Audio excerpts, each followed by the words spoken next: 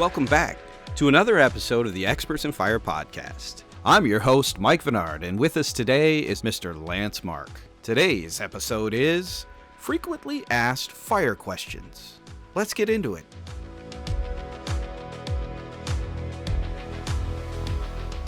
Hey Lance, how you doing, brother? Hello, Mike. It's good to be here, sir. It's good to have you, my friend. It's good to have you. We've spent a couple episodes now just hanging out with our friend Lance Mark. And Lance, just give yourself a quick introduction again, please, if you would. What you do here at Woodland Direct. I work with the team that keeps the promises that Woodland Direct makes. And that's I start every day and kind of think to myself, what's the best way to start the day? We appreciate our customers. And when they come and they spend some hard-earned money with us, at some point they may need some help with something they bought, and that's where the service team comes in. And I'm a service guy here at Woodland. Been here for 16 years. I help customers with the stuff they bought. I love it. Great explanation. And if you've ever dealt with Woodland on the service side, and you've gotten to Lance, he is the service manager. You know that's his heart. We just want to take care of our customers, and I really appreciate Lance. So today, we're going to talk about some of the frequently asked fire questions that we get. And I know you reached out to your team, and I got to see the strand. It was kind of funny because there were some in there that they were like, yeah, some of these are just, please read the manual, the types of comments. And it was funny because they're always gracious. Even when they're making their comments in a chat strand, they're being gracious to the customers. And that's something that exudes from you, Lance. So we've got a list. How about we just kind of walk through the list of these frequently asked questions that you guys put together, and we can discuss them. Does that sound good? That sounds excellent. Yeah. You got a chance to see a little bit into the world of my team and how they think. And this time of year, it's folks are getting their hearth appliances maybe up and running for the first time as the cold weather hits. And we've got a team that's here to help if you've got some issues. And then as well, when folks are doing installations, I want to make sure that we're clear. We want to hear from you. We want you to call us. If you've got any questions at all, give us a holler. One of the first, it's in that list of kind of common questions and whatnot. We'd be remiss not to mention clearances and what clearances mean to this industry. Clearance issues are one of those situations in an installation where you absolutely cannot compromise at all. You can never compromise. Clearances are super important. A clearance issue may not manifest itself for 5, 6, 7, 8 years after the installation if it was an error. And the reason being is that clearances essentially keep combustible materials away from heat. And heat will do something to a combustible material. Every time a combustible material gets warmed up, its ignition temperature lowers. And you can lower the ignition temperature of wood by hundreds of degrees and make it so that one day in the future, because it was a little too close and clearances weren't considered, one day when you go to light that fire up, you'll have a little what we call uncontrolled combustion. Along the lines of questions and clearances, people, so what are they? They're asking about clearances. Do you have to? It's not just a binary question. Yes, you have to consider clearances, but it's not that easy. One of the biggest questions we've got in regards to clearances are this, and that is, do you have to consider clearances for items that are covered by non-combustibles? In other words, can you make a combustible item non-combustible by cladding it or covering it with a sheet of steel? And the big answer is no. One of the ways that fire will deliver heat is by radiation. That being said, when clearances are called out in a manual, what they're saying is that in every direction to this point, there could be nothing that can catch on fire. And that's a real common question we'll get. Lance, when it comes to clearances, when I went through the training myself close to 10 years ago now, I realized that Bruce Springsteen was lying when he said you can't start a fire without a spark. And it's one thing I love to point out, especially as we train, when it comes to what you mentioned, clearances not being followed and the ignition temperature of that combustible decreasing. That means at some point it could just get hot enough where it spontaneously combusts. What a lot of people would call spontaneous combustion. But we know all three elements are there to create fire. So that's huge, and it's a big deal. And I think what I hear you saying is follow the clearances that are given in the manual in every way. Absolutely. For sure. Without exception. And that being said, if you do that, you're setting yourself up for the best experience possible, obviously. These appliances and these manufacturers have gone to great lengths to make amazingly safe, reliable products for customers. And so along that lines, we've got some other common questions we get, sodium and heat issues, pilots and whatnot. But the last point I want to make with regard to clearances is this, and that is one of the more common questions we'll get is this: sir, we're really close. It says 15 inches and we've got 14 and a half. And we love our customers. We love you enough to let you know, nope, can't happen. In the unlikely event that anything ever happened, that half inch make a big difference. Find a way to get that half inch out of there. So I love it, Lance. You have fire-related questions, and we have answers. You can email us your questions at podcast@woodlanddirect.com or give us a call at 586-221-3638. We would love to be able to answer them right here on the Experts in Fire podcast.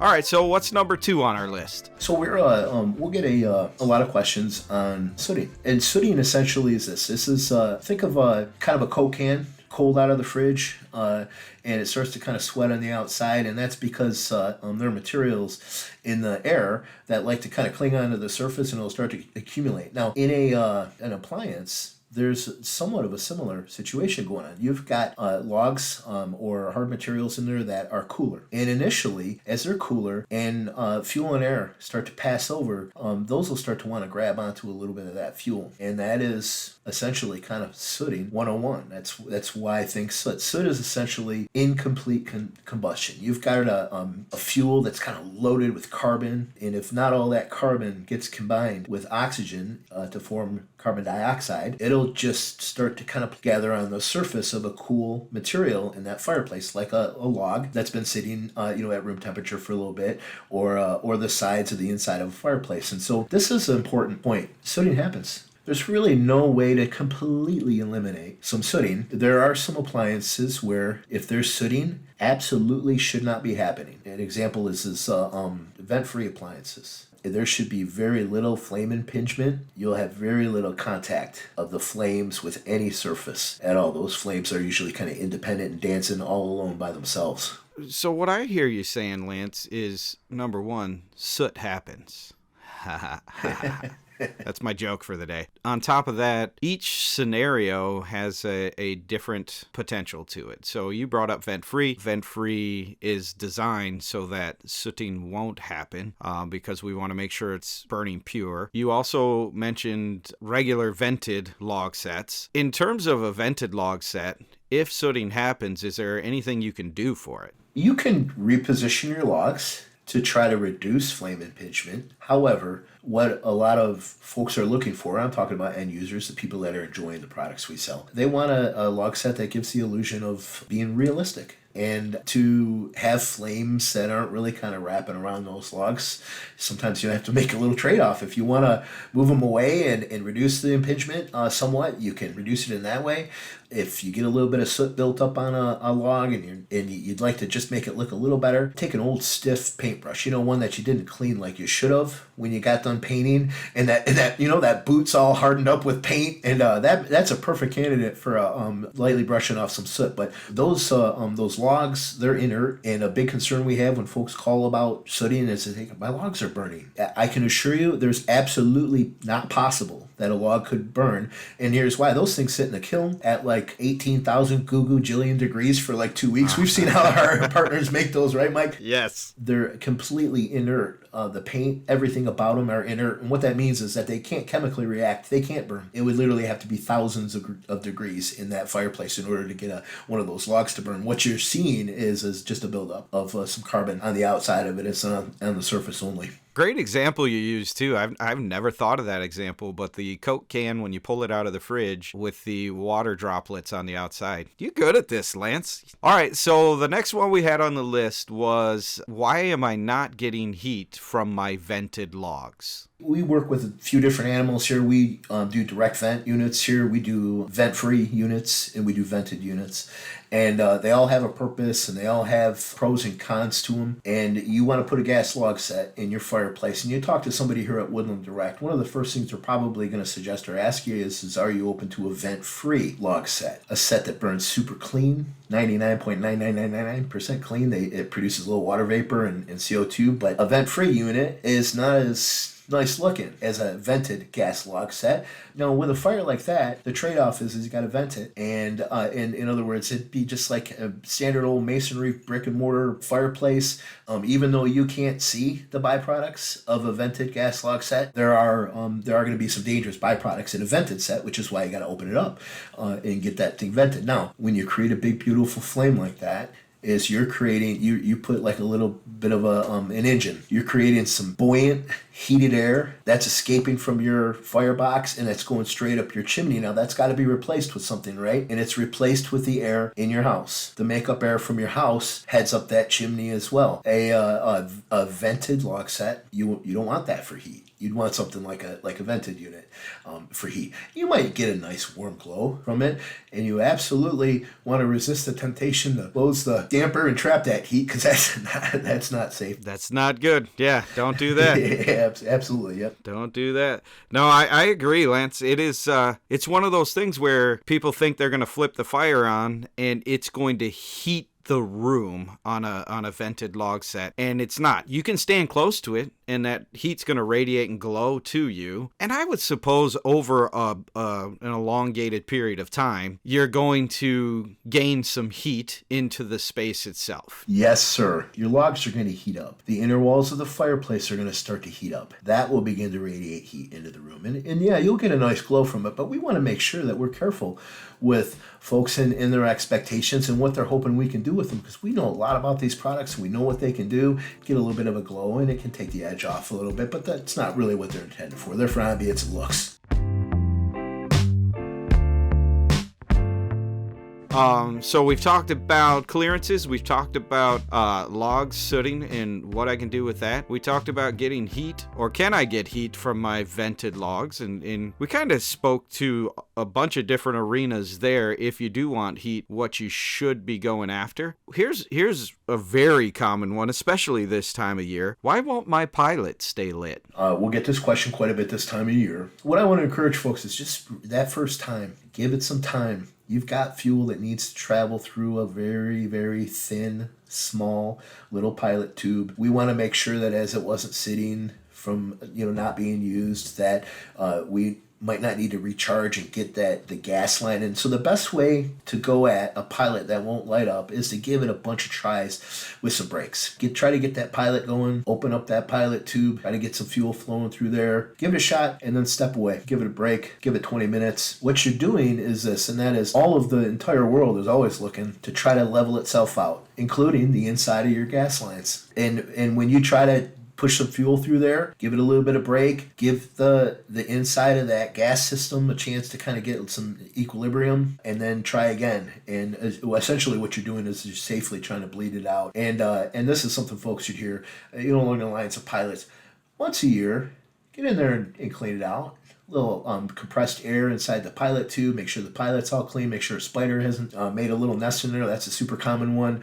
And a little maintenance, and because a little bit of dust on the outside of a thermocouple or a flame sensor will actually act like an insulator, and it'll prevent the sensor from sensing a flame. That's good stuff, Lance. So let's keep rolling here, Lance. The last one we have on the list is my remote control won't work. This is a common one. It's always an interesting call, and we're always glad to hear from folks.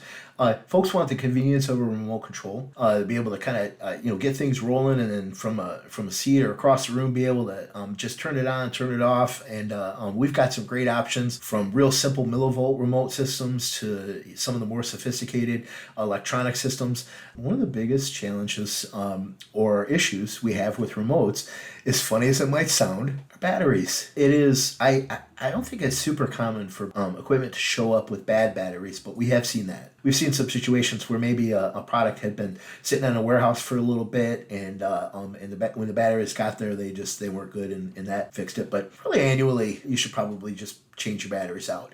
Here's the challenge with batteries. We got to remember that if we're not using an electronic system that's drawing power from the house somehow, we have two sets of batteries. We've got a transmitter, that's the thing in your hand, but we have a receiver. That's a little box that's inside the firebox, and that needs batteries too. It's the one needs batteries to be able to send the message to do its thing. The other one needs batteries to be able to hear the message and tell the valve how to work. And that's probably one of the more common things is simply that. Now, what'll happen when folks call us and they're looking to pair a remote with a receiver? This is probably the more complicated part of just having a remote, is just getting those two things to talk to each other. That little box inside your firebox and then the remote that's in your hand. How do we get them to communicate? And what you're going to find is that our guys will probably take you to the manual, and we'll go through that pairing sequence step by step, and we get it almost every time, Mike. This is an encouragement as we're kind of wrapping up, and we appreciate the opportunity to kind of talk about some of the things that we're being asked about on a regular basis. One of the things we want to encourage folks is this: get into that manual. Have a look at it and see what you can kind of get figured out, and know that if you've got questions and even doubts, we don't want questions to go unanswered. We want you, even if it's just like you feel like, oh, this seems like a silly question, give us a call. You're going to get good, friendly folks here who understand that not everybody is a hearth professional for a living, or not everybody installs everything that we've got all the time, and that's the value that we bring, and we're happy to do it. Absolutely, Lance, and that is a lot of time, money, effort. I mean, we were at one manufacturer's place, and they were so excited to walk us through the new manuals that they had put out. There is a ton of energy that goes into those manuals, but I also understand it can be confusing. So please give us a call. We want to make sure that you're going to be safe, your family's going to be safe. And what I really stress to people is we want to make sure the next family in that home is going to be safe. We have a phrase that I've used for years. That's the next homeowner's problem. It's those things that you go, I'm not going to work on that or not going to do that. You can't do that when it comes to fire and putting a fire in people's homes. So, Lance, again, as always, brother, I really appreciate you, and thank you for being with us here today. Well, I appreciate the opportunity to be the voice of my team. I wish folks had an opportunity to see what an amazing team I've got to work with, and what a heart they have for helping customers. So it's a pleasure, Mike. Thank you so much. My pleasure. And as always, you can reach out to us any way you want to. We've got multiple ways for you to get a hold of us. Please reach out and ask a question. If you got a question for Lance, love to get it in front of him so he can get it answered for you. We usually respond via either phone call or email, but if we can, we'll grab something. If you want it read on air here, we'll do that as well. So please reach out, and we would love to talk to our clients, to our listeners, to anyone out there who's trying to keep themselves safe and their homes safe, but enjoy and have an amazing experience around fire. We'll see you next time.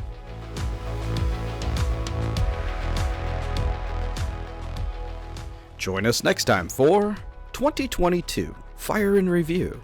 We'll see you then.